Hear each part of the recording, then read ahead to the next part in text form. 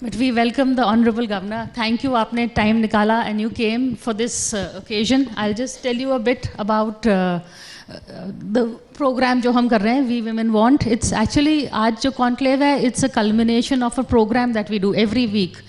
So we call people, from different walks of life. Women, of course, we celebrate them. We have people, like we saw the acid attack survivors, Paralympians. We have people who are, lawyers who come and tell us what are women's rights. We have health issues. तो जो मतलब एक program नहीं, आप समझिए एक support group बन गया जिसमें जो हमारी issues होती हैं, we discuss, we compliment, we help each other. उस तरह से हमारा ये program है. तो इसी का लेकर आज जो हमारा शो है conclave is actually a natural culmination of the program that we do. So उसके लिए आप आए और हम सबको फेलिसिटेट किया. So thank you very much. Because मैं आरिफ साहब के बारे में भी बताऊं, he is been a champion of women rights. मतलब उन्होंने अपना पॉलिटिकल करियर साइड कर दिया. He is taken a stand whether originally on the Shah Bano judgement, I think in 1986 when Rajiv Gandhi was overturning it. He took a stand, he left the party, he left his post, but what is right. Even today चाहे हिजाब का controversy होए, the prophet के ऊपर जो हैं, तो जो भी issues हैं, he's a very reasonable, reasoned voice Arif साहब की है, which we will hope he will share with us also. So Arif साहब, welcome. I will start with a small anecdote, but I think you will enjoy most if I say that in Hindi. Somebody was drowning. He was swimming, might have his. अच्छा, तो उसका पैर फिसल गया होगा, तो वो डूबने लगा. तो लोगों ने देखा कि एक सांप कूदे पानी में और बाहर निकाल के ले आए उसको, और बहुत तारीफ हुई. जैसे प्रिया जी मेरी तारीफ कर रही हैं, तो ऐसी बहुत तारीफ हुई.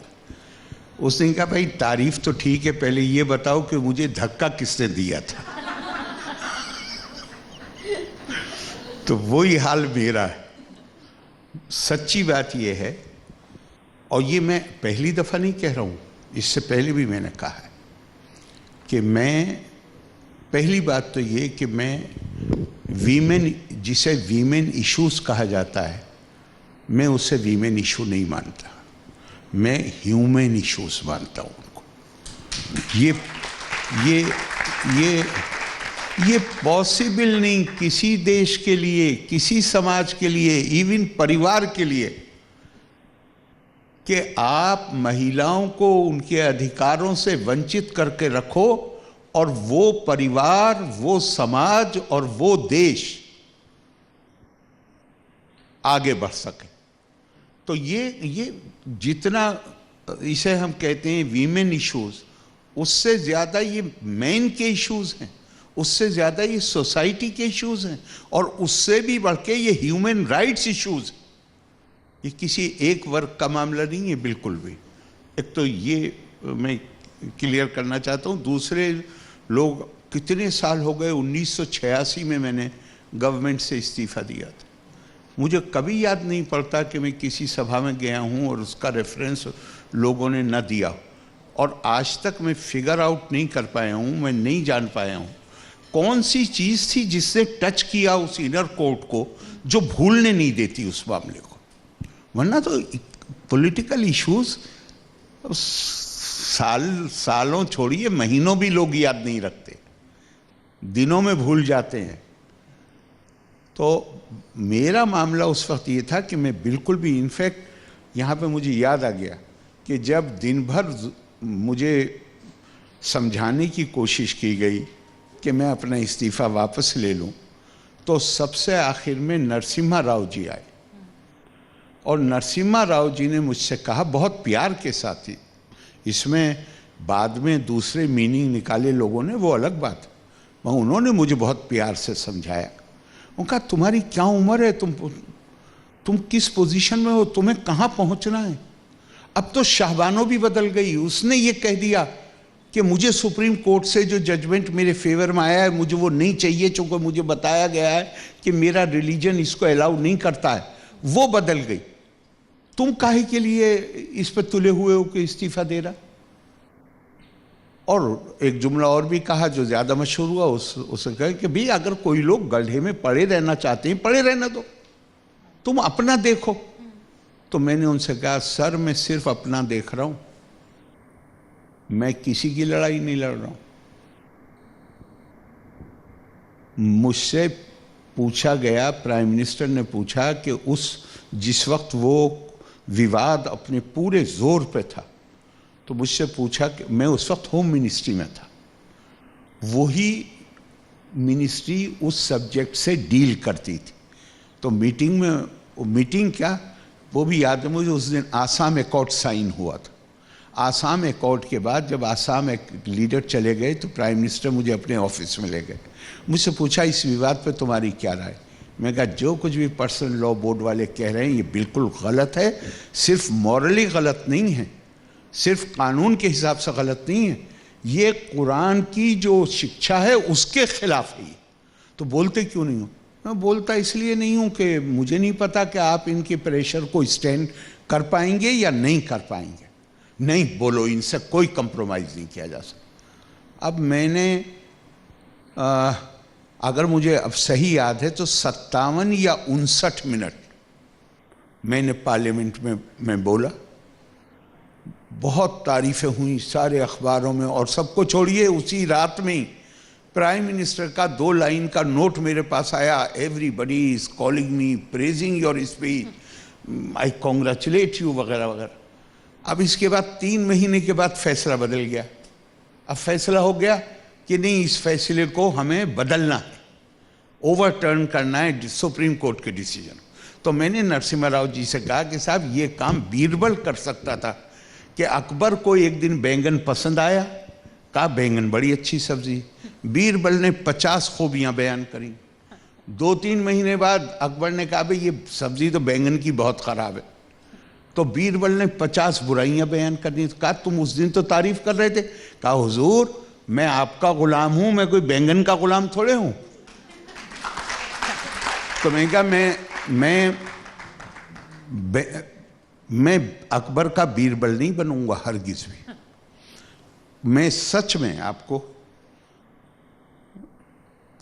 बिल्कुल सिंसियरली कह रहा हूं, मैं आपको बहुत मुबारकबाद देना चाहता हूं न्यूज़ एक्स की तरफ से। ऐश्वर्या जी, ये प्रोग्राम जो ऑर्गेनाइज किया है आपने, ये केवल इन महिलाओं को ऑनर करने की बात नहीं है,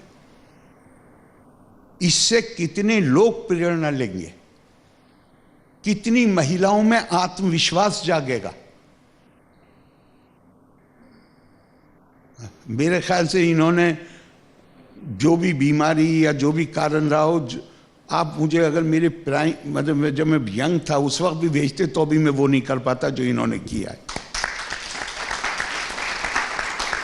इसलिए कि मुझे स्पोर्ट्स का कभी नहीं रहा, तो मैं इनको सिर्फ इन्होंने जो अचीव किया उसके लिए बधाई नहीं दे रहा हूँ, वो तो है ही बधाई की चीज़। मैं आपको बधाई दे रहा हूँ, आपको बधाई दे रहा हूँ कि आप इनको लेके आई हैं और आपने इनको ऑनर किया है।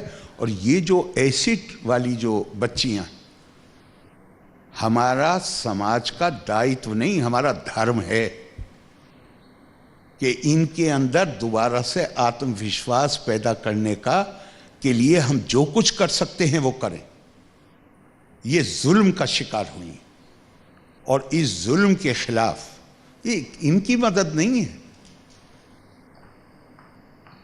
किसी भी समाज की क्या ताकत है और कैसे उसे पहचाना जाएगा वो इससे तय नहीं होता कि उस समाज में जो बड़े लोग हैं वो क्या कर रहे हैं और उनके साथ क्या हो रहा है।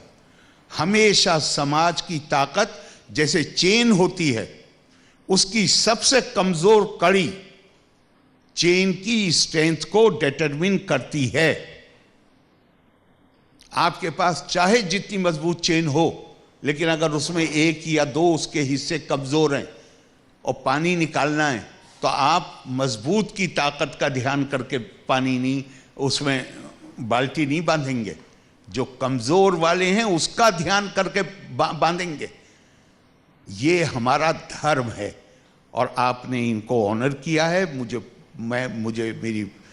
मैं प्रार्थना करता हूं कि इनसे और लोग प्रेरित हों और समाज के अंदर ये चेतना जागे कि ये फिजिकली चैलेंज्ड भी नहीं, ये स्पेशल टैलेंट है इनके पास, और हम इनका आदर करें और ऐसे मौके पैदा करें जहां और इसी तरह के लोग प्रेरित हों और उन्हें लगे कि हम समाज में हम बराबर के हिस्सेदार हैं। अब आप कुछ और आगे कहें तो मैं जवाब दूंगा। ऐसे आपने छोड़ा नहीं है कुछ, but the main point Arif साहब, जो आपने शाहबानो से जो आपकी जर्नी शुरू हुई, लेकिन अभी भी आप हर मौके पे you know when you see there is a injustice या इस्लाम के बारे में गलत फहमियाँ हो रही हैं, और आजकल माहौल ऐसा है that there are lot of misinterpretations, you are stepping in to correct the narrative which you know is appreciated. For instance you know I want to ask you, why is religion being used कि औरतों को cartel करने के लिए, कि शक्ल नहीं दिखाइए, कॉलेज जा रहे हैं तो चेहरा मत दिखाइए, इस तरह का जो माहौल बन रहा है। आपने बहुत अच्छा बात कही कि why religion is used to suppress women. Religion हरगिज भी, रिलीजन का मकसद ये नहीं है कि उसको महिलाओं को सप्रेस करने के लिए करना रिलीजन का उद्देश्य हो, लेकिन इंसान, हालांकि बल्कि कहना चाहिए इंसान लफ्ज़ नहीं इस्तेमाल करना चाहिए, आदमी बुनियादी तौर पे स्वार्थी है, और उसी तरह का स्वार्थी है जिस तरह जंगल में ताकतवर शक्तिशाली जानवर कमज़ोर जानवर को खा जाता है। ये सही है, वो जंगल का कानून कहलाता है। दूसरा कानून है जो इंसान की एक ख्वाहिश पैदा हुई, हम अपने आप को सिविलाइज करें। सिविलाइज सोसाइटी में, सभ्य समाज में कमज़ोर इज्जत के साथ, प्रतिष्ठा के साथ जिंदा रह सके, इसकी जिम्मेदारी जो शक्तिशाली होते हैं उनकी ये जिम्मेदारी होती। आपने रिलीजन चूंकि कहा है तो मैं आपको दो मिसालें देता हूं। इसे कि हमारे यहाँ कोई भी इसमें पीछे नहीं रहा है महिलाओं को सप्रेस करने में। तो एक बहुत भक्ति की एक बड़ी मशहूर किताब है, मतलब वो स्क्रिप्चर का दर्जा रखती है, जयदेव की गीत गोविंद। उसका पहला श्लोक है, मेघेर मेदुरम अंबरम वन भुवा श्यामा तमाल दुरुम नक्तम भीरुरयम तौमेव तादिमम राधे गिरहम पिरापया इत्थम नंदा निदेशता चलितयो पेर्त्यध्वा कुंजा द्रुमे राधे मोहन राधे माधव योर जयंती यमुना कूले रहा के लिया। हमारे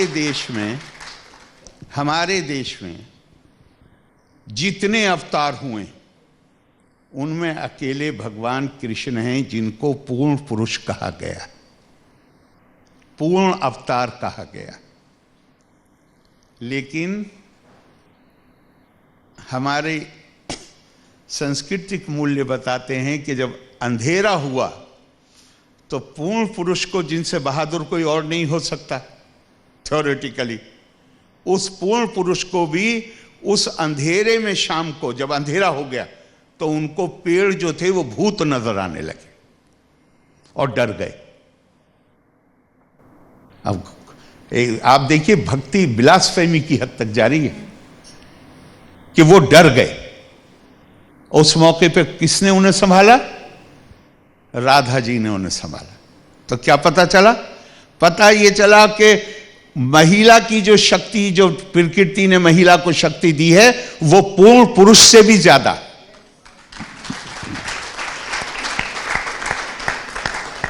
हमारे यहां में हिंदी में क्या शब्द होगा पीरियड्स के लिए? उसको जी मासिक धर्म, उसको इशू बनाया जाता है। मैं इससे ज्यादा नहीं बोलूं। हमारे देश की पुरानी किताबों में लिखा हुआ है, ये मेरे दिमाग से मैं नहीं कह रहा हूं आपको, उसमें लिखा हुआ है, और लिखने वाले दार्शनिक हैं। उन्होंने लिखा है जिस तरह हर व्यक्ति को इसकी जरूरत होती है कि वो 24 घंटे में या एक बार या 2 बार अपने शरीर को बाहर से साफ सुथरा करे, हाथ मुंह धोए, नहाए, इसकी जरूरत होती है। रोजाना सुबह को अपने घर की सफाई करनी पड़ती है, इसकी जरूरत होती है। बहुत सारे लोग एक सप्ताह में या महीने में एक व्रत रखते हैं, काहे की कोशिश करते हैं कि जो टॉक्सिक उस बीच में जमा हो गए हैं उनको साफ कर सके। तो ये किताब का लिखा हुआ बता रहा हूं, अपनी तरफ से नहीं बता रहा हूं आपको। उन्होंने लिखा है कि प्रकृति ने सिर्फ महिला के अंदर ये सिस्टम बनाया है कि वो हर महीने अंदर से शुद्ध हो जाती है, ये पुरुष के अंदर नहीं। वो बाहर से शुद्ध हो सकता है, अंदर से शुद्ध नहीं होता। लेकिन प्रकृति ने महिला की रचना इस तरह की है कि वो हर महीने अंदर से शुद्ध हो जाती है। तो ये चीजें हमने अपनी ही, आपने जो मैं फिर वो मतलब जो ये बोला हूं कि जहां रिलीजन को इस्तेमाल किया जाता है सप्रेस करने के लिए, रिलीजन ने सप्रेस करना नहीं सिखाया था।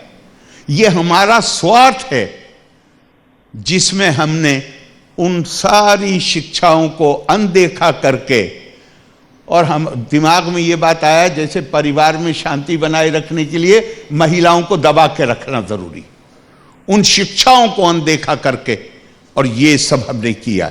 ठीक इसी तरह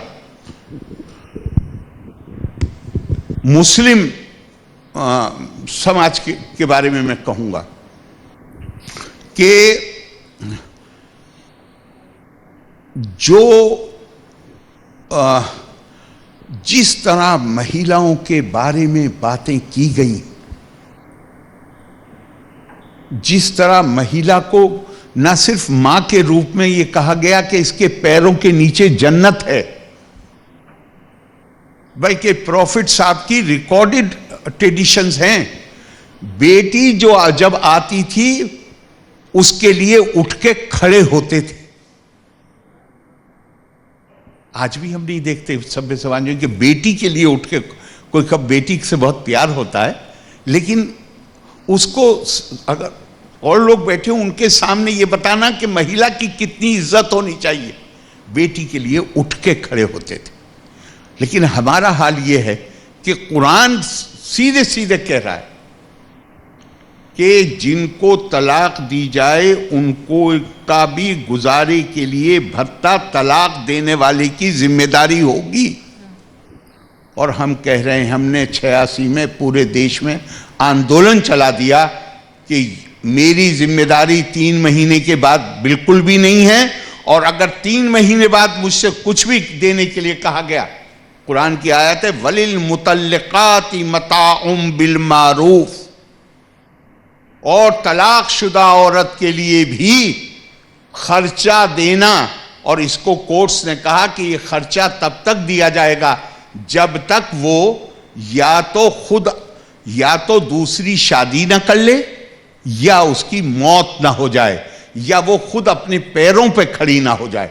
तब तक इसको ये नहीं कहा गया कि ये अच्छा बिहेवियर है, नहीं, ये जिम्मेदारी बताई गई। लेकिन पूरे देश में आप में तो बहुत लोग वो हैं जो 86 में पैदा भी नहीं हुए होंगे, ऐसे लगता था। और मिनिस्टरों ने हाउस में जब ओवरटर्न किया है जजमेंट को, जो तकरीरें की उसके बचाव में, वो यही कहा कि इतने बड़े बड़ी सभाएं हो रही हैं, हिंसा हो सकती है, शांति व्यवस्था भंग हो सकती है, इसलिए हमारा ये करना मजबूरी। अब आप देखिए, आपकी किताब कह रही है आपसे कि उसको खर्चा उस वक्त तक देना है जब तक वो दूसरी शादी न कर ले, जब तक वो मर न जाए, या जब तक उसकी अपनी आय के साधन ना हो जाएं। सुप्रीम कोर्ट अपने देश के कानून के अंतर्गत फैसला देता है, लेकिन फैसला देते वक्त ये कह देता है, अगर उसे उन्होंने कहा कुरान का रेफरेंस क्यों दिया, अरे भाई मैं एक फैसला दे रहा हूं देश के कानून के तहत, लेकिन चूंकि पर्सनल लॉ आपने कहा हुआ है कि रिलीजन से मुताल्लिक है, आप उसके नाम पे उसका विरोध कर रहे हैं। उन्होंने कहा तुम काय का विरोध कर रहे हो, ये तो कुरान में भी लिखा हुआ है। लेकिन ऐसा माहौल बना था, अपने बारे में बात नहीं करना चाहिए, 86 से लेके 89 तक 5 फिजिकल अटैक मेरे ऊपर हुए हैं, और आखिरी जो 89 का नहीं 90 का जो अटैक था, तो जो गाड़ी की पिछली सीट थी वो बदलवानी पड़ी थी, इतना ज्यादा ब्लड निकला था, सर में मेरे रॉड मारी थी। तो ये रिलीजन नहीं सिखाता हमें ये सब। रिलीजन तो हमें सभ्य हमारा आचरण हो, हमारा सिविलाइज्ड बिहेवियर हो, इसकी तालीम देता है। हम अपने स्वार्थों के चलते हर चीज को तोड़ मरोड़ के अपने हक में करना चाहते हैं, ये उसका परिणाम। थैंक यू आरिफ साहब, आपने बहुत अच्छी तरह समझाया।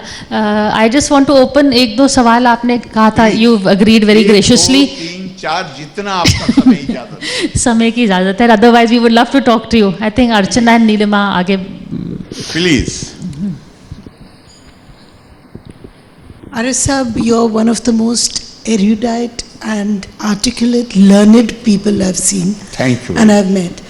I just want to ask you, आजकल बहुत controversy चल रही है regarding the remark made by Nupur Sharma. Yes. And there is so much intolerance also regarding it. There was, I saw a very gruesome scene, a video clip of a tailor being slaughtered. Yes. In somewhere in Rajasthan. I just want you to explain that do you think this kind of intolerance should be tolerated, and how can we correct this as part of our society? पहली बात जो मैं ये कहूँगा, जो मैं already बोल चुका हूँ और कई चैनल्स ने उसको कई क्या बाई एंड लार्ज कवर किया है, और मैं 2-3 बार बोल चुका हूँ।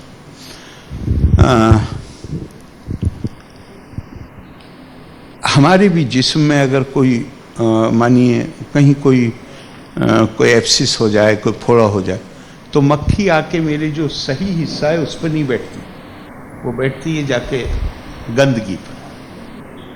बहुत उसी तरह इंसानों में भी बहुत सारे लोग हैं जिनकी प्रवृत्ति ये होती है कि वो सिर्फ नेगेटिविटी को तलाश करते हैं।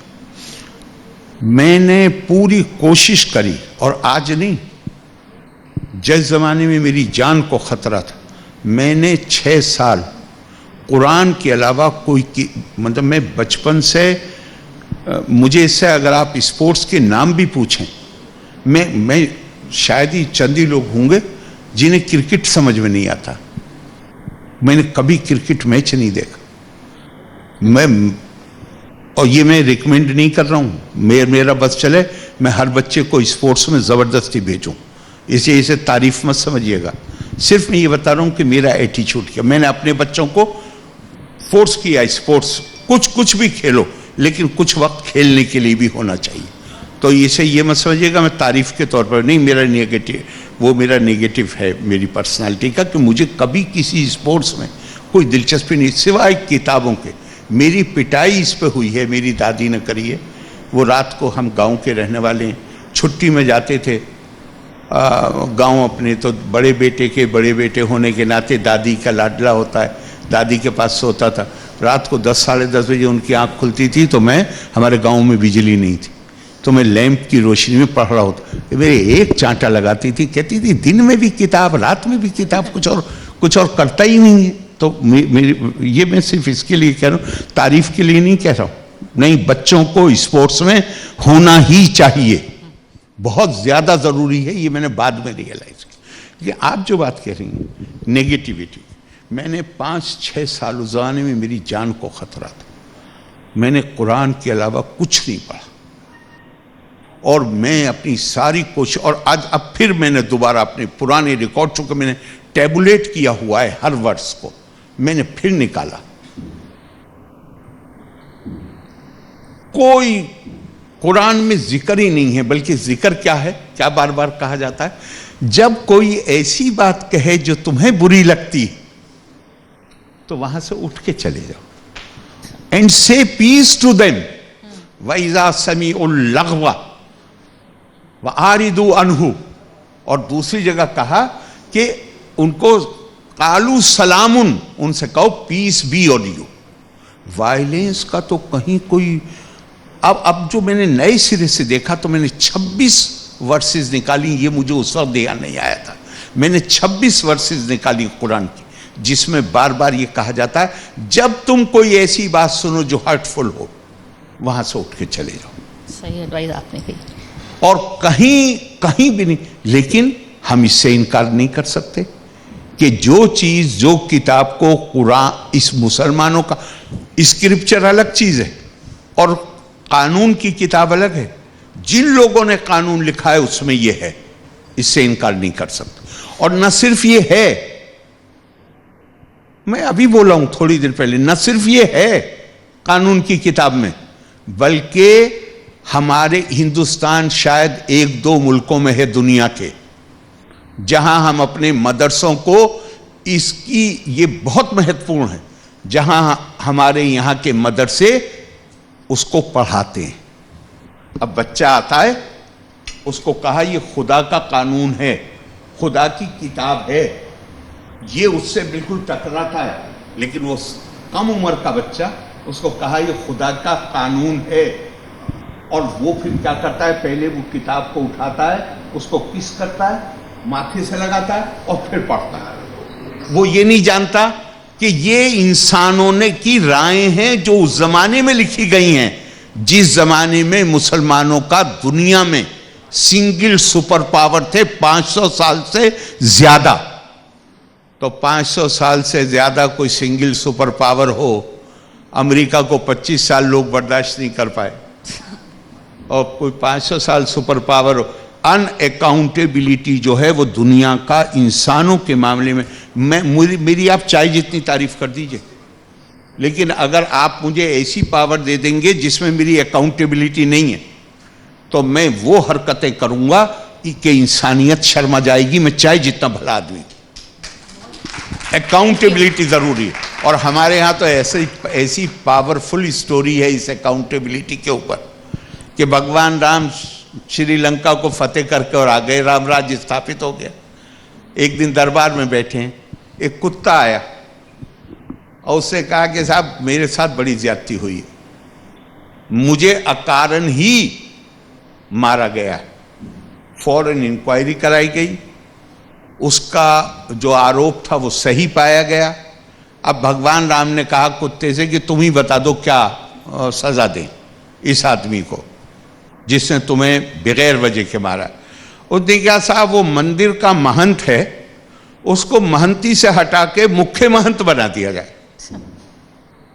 तो लोग हंसे दरबार में। उन्होंने कहा भाई सजा दिलाने आए हो या प्रमोशन कराने आए हो? उसने कहा कि देखो मुझसे कोई बड़ा पाप हो गया पिछले जन्म में, इसलिए मैं जो हूं वो हूं आज, लेकिन मेरे पुण्य इतने हैं कि मेरी चैतन्य आत्मा है, मुझे ये पता है मैं पिछले जन्म में क्या था।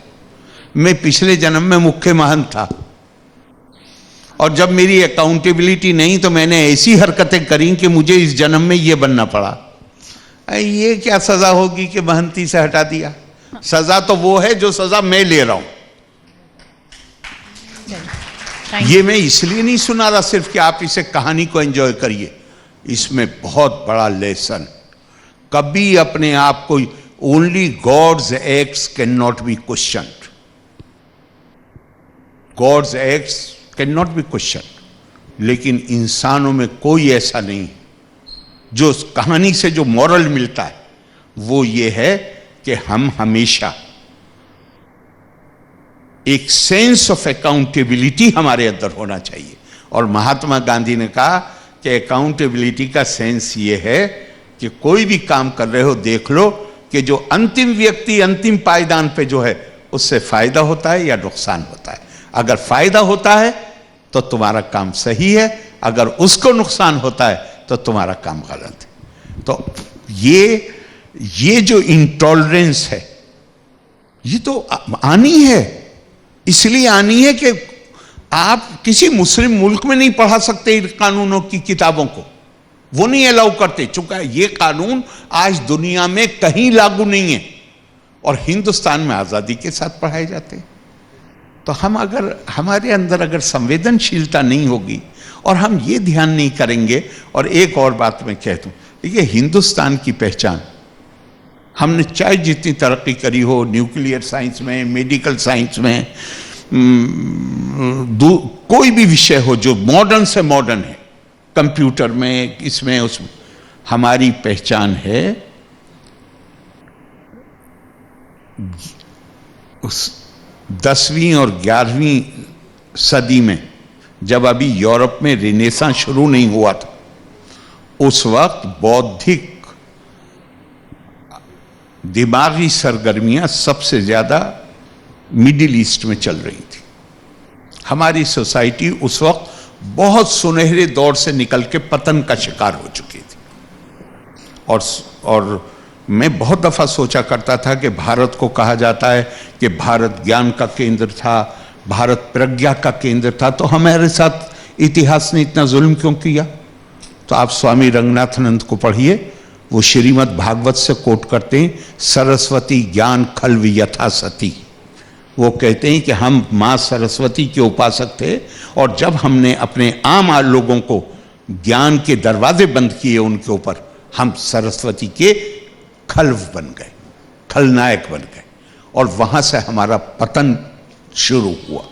तो भारत की वो पहचान थी कि अरब हिस्टोरियंस 11वीं सेंचुरी में लिखते हैं कि दुनिया में 5 ही सभ्यताएं हैं। ईरान अपनी शान और शौकत के लिए, रोम अपनी खूबसूरती के लिए, चीन अपने कौशल के लिए,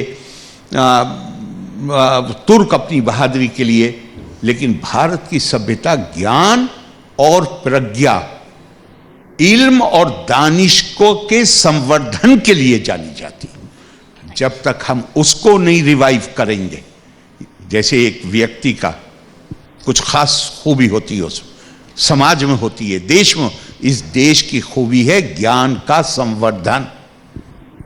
तपा स्वाध्याय निरितम, ever devoted to the pursuit of knowledge, वो हम करेंगे तो टॉलरेंस, इंटॉलरेंस, ये सब इंटॉलरेंस वाले फायदा उठाते हैं उन लोगों का जिनके पास ज्ञान नहीं। ये अल्लाह ने कहा है, ये फला वेद में वो है नहीं है, उस आदमी की ये हैसियत नहीं है कि वो बेचारा ये चेक कर सके कि कुरान में या वेद में या गीता में किसी किताब में है या सिर्फ मुझे बेवकूफ़ बनाया जा रहा है। अपनी उस परंपरा को, और स्वामी विवेकानंद के एक कोट के साथ अब इस वाले सवाल को ख़त्म करूँगा। उन्होंने कहा, so long as millions live in ignorance and poverty, I hold every man a traitor who having been educated at their expense pays no heed to them। हमारी जिम्मेदारी है, हमारी शिक्षा में सिर्फ हमारे माँ बाप ने जो फीस अदा की है वो नहीं, बल्कि वो गरीब आदमी जो मार्केट से नमक भी खरीदता है, कुछ भी छोटी मोटी चीज खरीदता, वो भी इनडायरेक्ट टैक्स पे करता है। स्कूल तक जाने की सड़क जो बनी है उसमें उसका भी हिस्सा है। हमारी जिम्मेदारी है कि अगर हम अपनी पुरानी ग्लोरी, जिसे हम कहते हैं विश्व गुरु, उसको रिवाइव करना चाहते हैं, तो फिर हमारी ये जिम्मेदारी है कि कम से कम इस अमृत काल का अंत आते आते इस देश में कोई ऐसा ना बचे जो पढ़ना लिखना, जिसके पास शिक्षा ना हो। ये हमारी जिम्मेदारी, ये वही तरीका है जो हम इसको काबू कर सकते हैं। थैंक यू आर्य साहब, and I am sorry we have totally out of time. I know Neelima आपसे पूछना चाहती थी, लेकिन we are totally out of time. आप 2 मिनट लीजिए और मैं 1 मिनट में जवाब दूंगा। आरिफ भाई, इस सब से हटके एक ज़मीनी आपसे व्यक्तिगत सवाल करना चाहती हूँ मैं। एक दौर था 1986 का और एक दौर है आज 2022 का। एक शाह बानो थी, एक बिल्किस बानो है। एक छोटे से सेंटेंस में इसमें मुझे ये बताइए कि कहीं आप इसमें अपने उसूलों से समझौता कर रहे हैं? मैं आपसे पूछता हूं कि हमारे देश में संविधान में, विधान में इसका प्रावधान है या नहीं है कि किसी आदमी ने बड़ा जुर्म किया है, उसको सजा हुई है, लाइफ सेंटेंस कहा जाता है, लेकिन लाइफ सेंटेंस की कोई अवधि नियमों में तय हुई है या नहीं हुई? अगर उस अवधि से पहले उन लोगों को छोड़ दिया गया है तो यकीनन समझौता हो रहा है, लेकिन अगर उन्होंने वो अवधि पूरी की है तो मैं आपको पक्का कहता हूं कि उनको भी, हमारे रिलीजियस स्क्रिप्चर्स में प्रिजनर को विजिट करने का भी कहा गया है कि ये, चूंकि एक बार आदमी ने अपनी स्वतंत्रता खो दी और वो बिल्कुल मजबूर हो गया, उसके साथ गुनाह भी उसका चाहे जितना बड़ा हो, वो भी इसका अधिकारी है कि हम उसके लिए भी कुछ हमदर्दी रखें।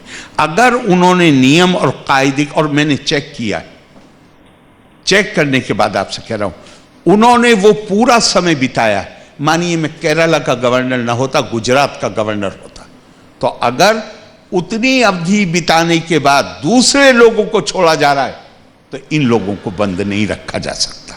ये दोनों को मिलाना बिल्कुल अलग है, बिल्कुल उचित नहीं है। क्यों नहीं है?